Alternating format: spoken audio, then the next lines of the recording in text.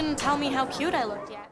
What if you could rewind time? The title itself and the trophy on PlayStation What If tells a theme of parallel worlds and butterfly effects. In Life of Strange, every character feels real. Max's quiet strength, Chloe's rebellious spirit, Jefferson's hidden darkness, and Warren's brave kindness. Even with limited scenes, their roles feel natural, not forced. The story builds emotions slowly but powerfully, the heart of the story to save everyone. The time rewind power forces you into impossible decisions, like agreeing to end Chloe's life when she's paralyzed and begging for death.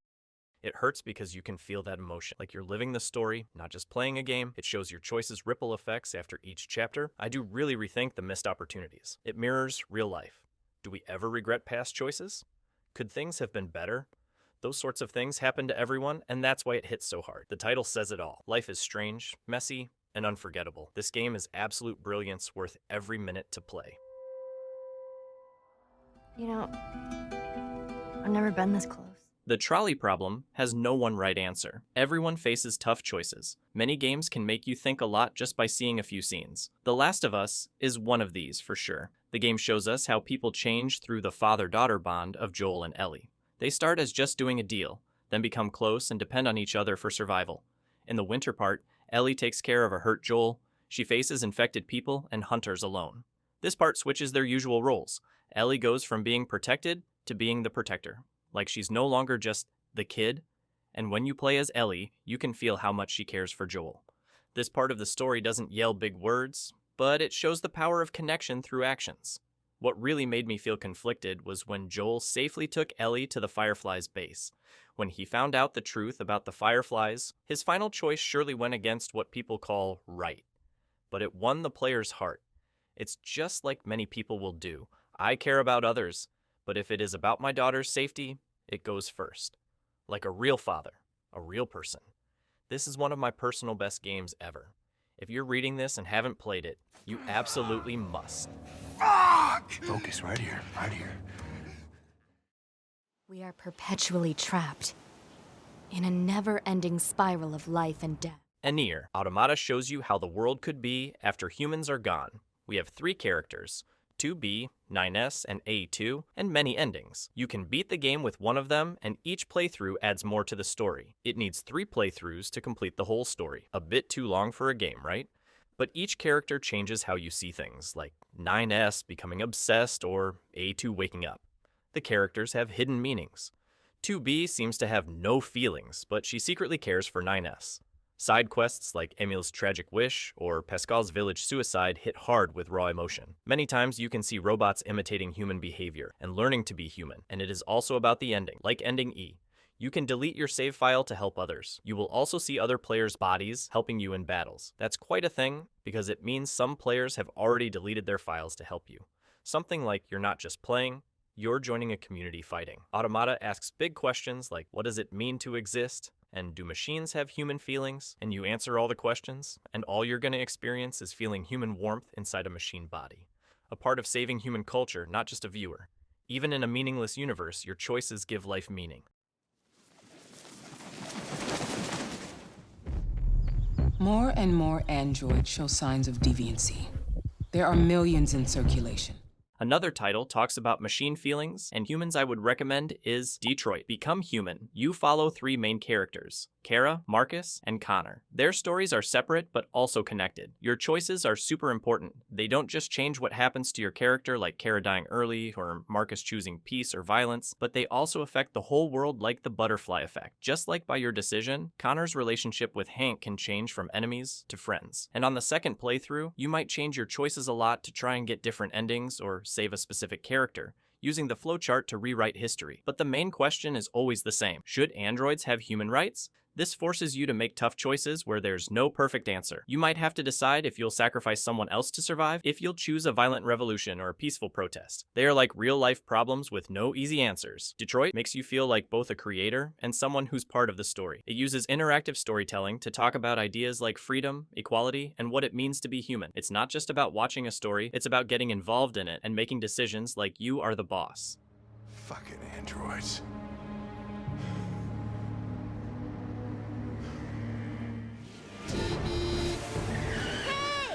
Valiant Hearts. The Great War is a game set during World War I between France and Germany. You play as 4 main characters and a dog: French farmer Emile, American soldier Freddy, German medic Carl, and nurse Anna. Emile is forced to join the French army, and Carl joins the German army. These two are actually father-in-law and son-in-law. They're forced to meet on the battlefield, but the game isn't really about them fighting each other. Instead of focusing on killing, it shows the sadness and helplessness that war brings. The characters are soldiers, but they never actually shoot anyone with a gun. They're just trying to survive in a huge war. They both feel sad about losing their family and friends because of the war. But when they hear that someone they thought was dead but was not, they don't even have time to celebrate. They must put their uniforms back on and go back to fight. They say, "War is heartless, but people have kindness."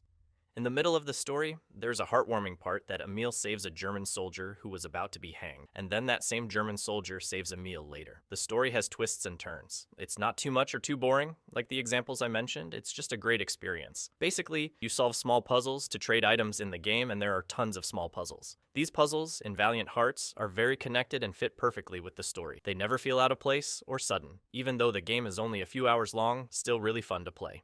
The time has come to part. Your stories will always remain.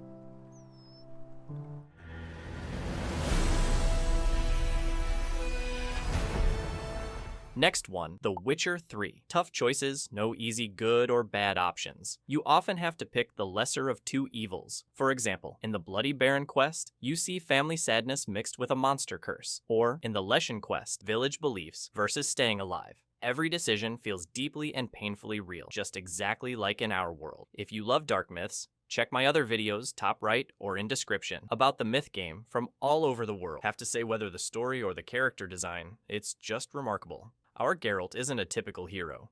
His search for Ciri is a big part of the game with strong feelings. Other characters like Yennefer and Triss get deep, human stories. Even small characters in side quests feel alive with good talks and story details. This really makes me want to see carefully what they talk and how my choice will work on them. Be a part of Geralt's story, making your own epic tale in a world with no easy answers. It's more than a game of the year. Can't wait for Witcher 4.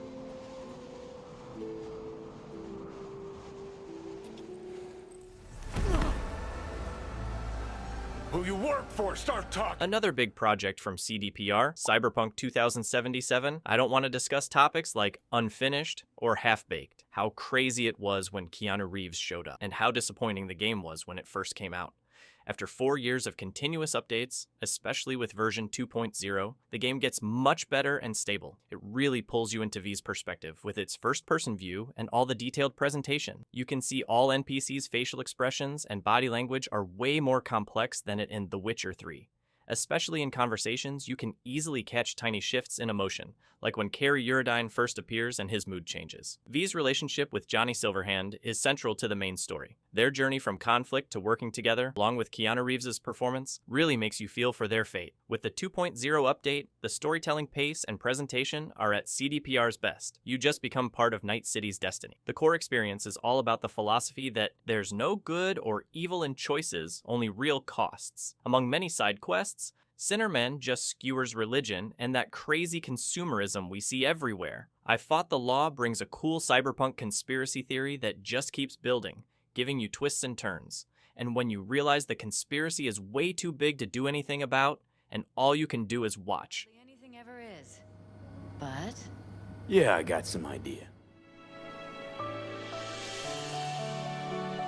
Are lifelong love stories common? Into the Moon, you will slowly find the truth about a childhood promise between Johnny and River, who has autism, by going back in time. The idea of going to the moon guides the whole story. It pulls back layers of Johnny's childhood memories, which were erased by medicine. This shows hard ideas about promises, forgetting, and saving people. Clues like Paper Rabbits and Lighthouse put together a love story and sadness that cross time and space. On the surface, it's about changing memories with future tech, but deep down, it's pure love and strong desires. River spent her life keeping a promise, and Johnny, even after losing his memory, still loved her without knowing why.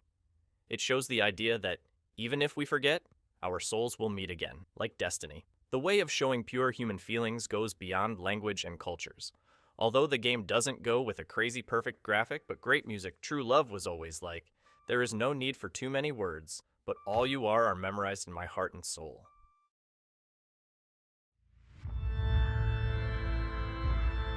Black rats everywhere, piles of dead cows, and bodies all over the land. The real 100 Years' War and Black Death in Europe were probably like this, or even scarier. A Plague Tale: Innocence brings those times to life so well. If you're interested in this period of time, it's worth playing just for it. Besides telling a great story with its world, the dev is good at controlling the game's pace. A teen girl, Amicia, and her younger brother, Hugo, are trying to escape from Cult's pursuit. They're not strong in a fight. You can only use limited tools, like a sling for headshots, instant death combat, and the risk of using plague rats against enemies. All these things make the already weak brother and sister feel even more panicked and stressed. And with the tense music, the combat is just simple and heart-beating. The game is about the plague, but it's really about the hidden plague of people, religious madness, wanting power, and group violence. Most deaths stem from bad human actions, not disease. This makes the game more like a real-world horror.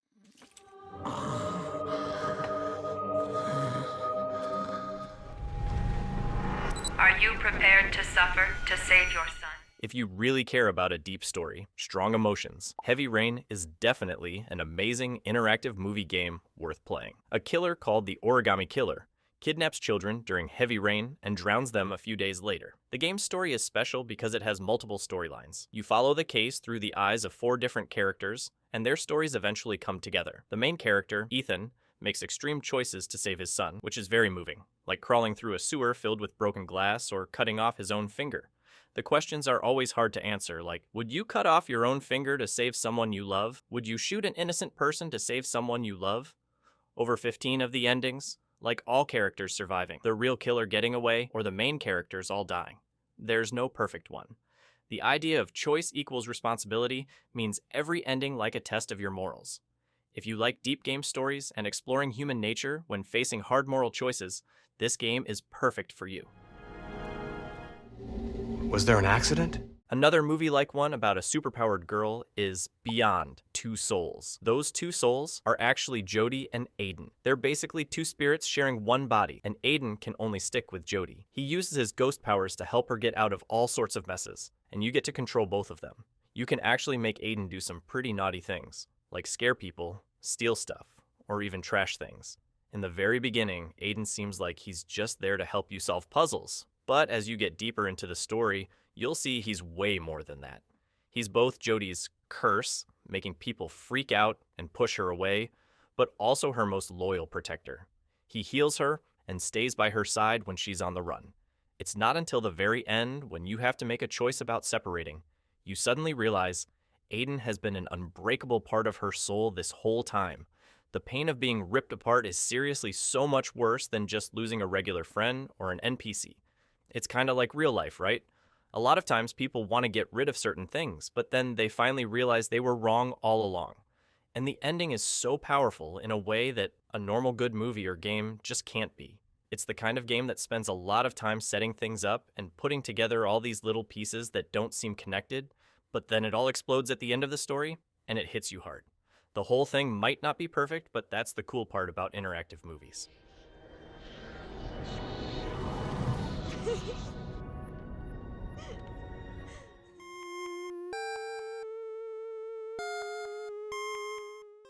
Toby Fox's music is great. The core innovation of Undertale did a lot in its gameplay as narrative thing, where traditional RPG elements like the save load system, battle mechanics, EXP, and LV are infused with deeper meaning. EXP isn't just experience points, it's execution points, and LV isn't just a level, but your level of violence. The game's moral choice system is remarkable. You can choose between a pacifist, neutral, or genocide route, and the game remembers your decisions, even across playthroughs. Honestly, it's quite surprised characters acknowledge your past actions, which you might forget in the first place. If you previously killed Toriel, she might ask, "Why are you looking at me like that? Like you've seen a ghost?" The Flowey will even taunt you for trying to reload and pretend to be good. The pacifist route fosters warmth and friendship. When you go for the genocide route, the game really makes you face the music for killing off characters you started to care about, and believe me, that brings on some serious guilt. After they killed Papyrus, this angelic companion, every time I think about fighting him, it just fills me with regret. Undertale is just such an amazing game that really hits you in the feels and sticks with you long after you've finished playing.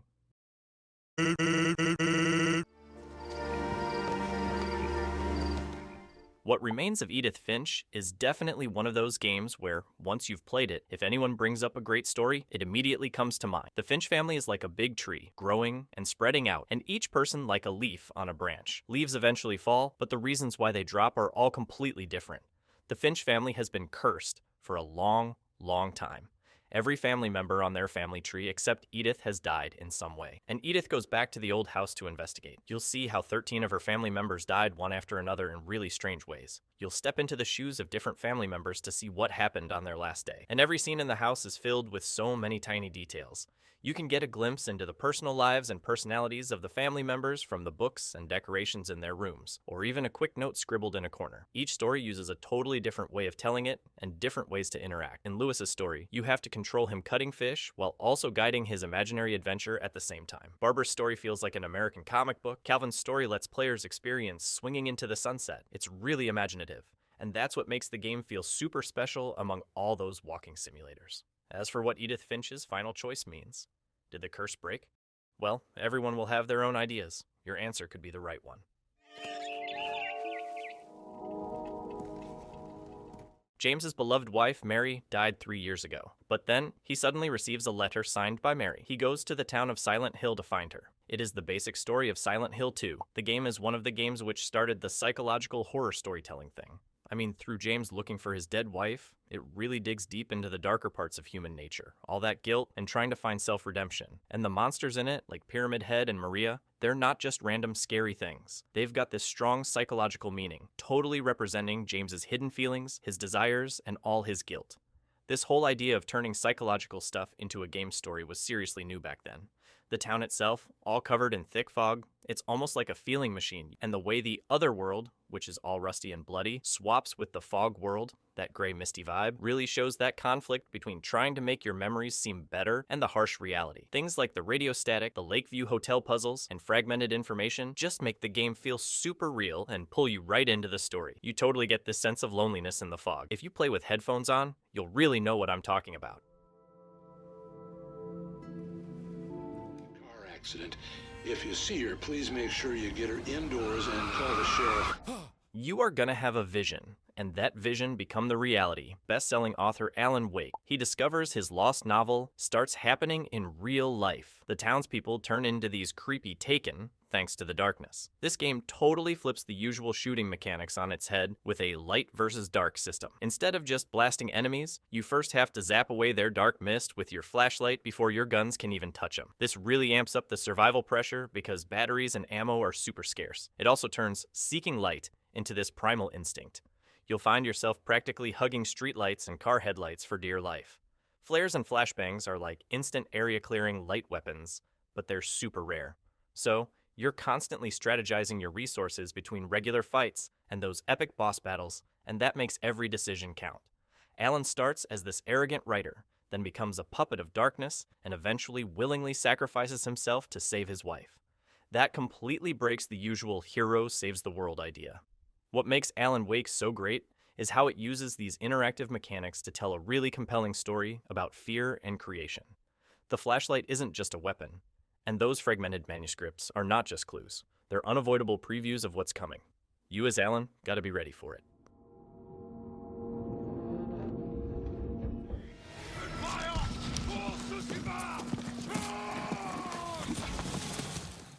In 1274, the Mongol army invaded Tsushima Island in Japan. Jin Sakai as the samurai who survives the attack. He gave up the traditional samurai way and became the Ghost, starts fighting back in the war. Ghost of Tsushima leaves a strong impression on me, with both its story and beautiful visuals. Jin Sakai's change isn't just turning evil. Instead, it's about redefining honor. When open samurai fighting can't save his people, dishonorable methods, like assassination and poisoning, become necessary. Jin isn't a traditional hero as a samurai. His fall is a necessary compromise to protect others. This complex idea is a bit similar to Joel in The Last of Us, and the duel with his uncle is the point of the game.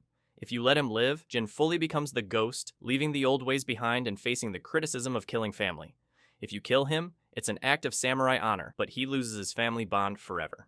There's no perfect choice, which fits the main idea that in war, there is no glory, only survival. This is sort of the game that if you like the sadness of The Last Samurai or the epic feeling of Red Dead Redemption 2, this game is perfectly for you.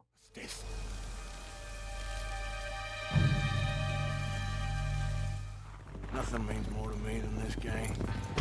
$500 million budget, 8-year development, a team of over 2,000 people, and sells $725 million in just 3 days. Arthur Morgan get to make choices in lots of missions. These choices will slowly push you toward being more good or more evil. But the ending of Red Dead Redemption 2's story itself won't really change much because of them. Arthur might seem like a total bad guy to many characters in the game, and to his gang, he's just a strong, seasoned fighter. But in our hearts, he's just Arthur from there in the world. You can really feel the wild changes happening in Western mining, help out with chores back at camp, go fishing, and chill with your buddies. When you've got some downtime, you can also pack your bags and head deep into the wilderness to find different plants, or hunt down legendary animals. There are too many things you can do like your real life, details everywhere that like you can never see in other games, keep your horse clean and its balls, pet your puppy, and it will be nice to you next time.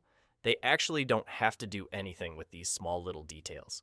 But they did, and we found out. The way you interact with all these different people, animals, and things makes the whole world feel incredibly alive. I accidentally got the ending spoiled, so by Chapter 4, I already knew how Arthur's story would play out, but not for the details. When I finally played through to the end of RDR2, it was honestly super emotional. He was being consumed by the coming death. What he saw in front of him were that struggling couple. Not his son, who passed too young, nor Mary, who he loved deeply. Even when Arthur died in battle, you never heard him complain or feel sorry for himself. Not once. Lots of games have awesome graphics, tons of different ways to play, and really memorable characters. But there's only one Arthur Morgan. For a few bucks. Long ago, the world was nothing more than an endless sea. How does a story that you fight on 2 dead god bodies sound like? Crazy. No, you can do that in Xenoblade Chronicles. You play Shulk, want revenge, and travels across the giant body of the Bionis. From people at the bottom to the high Homs, you find out all secrets of the Monado sword through the story. It's actually the god Zanza's tool to eat life, and Eagle, the leader of the Mekonis, wants revenge to end an ancient hate. Yeah, 2 gods ask the revenge from each other. The story is all about flipping the idea of good versus evil. This game uses science fiction to break down myths, with clues tied together like a chain. It is 100% a top-tier story you can find nowhere else. Xenoblade Chronicles has a grand world setting and amazing background music to match. It has lots of side quests, a huge map, and great cutscenes that tell the story. It truly has almost everything a Japanese RPG can offer. I can't imagine how amazed players were when they first played this game on the Wii back the time then. With over 50 hours of gameplay, I can tell. This is a really fulfilled experience. Although the combat system isn't that cool, if you like JRPGs, you shouldn't miss this one. The views of the moon are really beautiful. Things like the craters, the deep space all around you, or spinning your view to see Earth during a spacewalk, all those little details did a great job for that sort of vibe out there. Deliver us. The moon not only feels lonely, but also very romantic. Earth's resources are running out, and natural disasters are happening all the time. Moon minerals used to send energy back to Earth through a powerful laser beam. But then the moon base suddenly lost contact with Earth, and the energy stopped. Humanity put its best people and all its hope into restarting the Moon Energy Relay Station to save Earth's energy crisis. And you, as humanity's last hope on Earth, have to figure out what exactly happened on the moon. I don't tell the story of what happened on the moon, but it is a reasonable decision which many people have made. The spaceman experience in the game is so real, like slowly flying back to an intact module after your space pod explodes, or driving the moon rover on the lunar surface. The space operations were based on NASA information, and even the bumpy ride of the moon rover copies the Apollo moon landing videos. The base itself is set up to look both clean and messy, and the slogans everywhere do a great job of making the moon feel like humanity's last hope. If you're into space sci-fi, you definitely shouldn't miss this excellent indie game.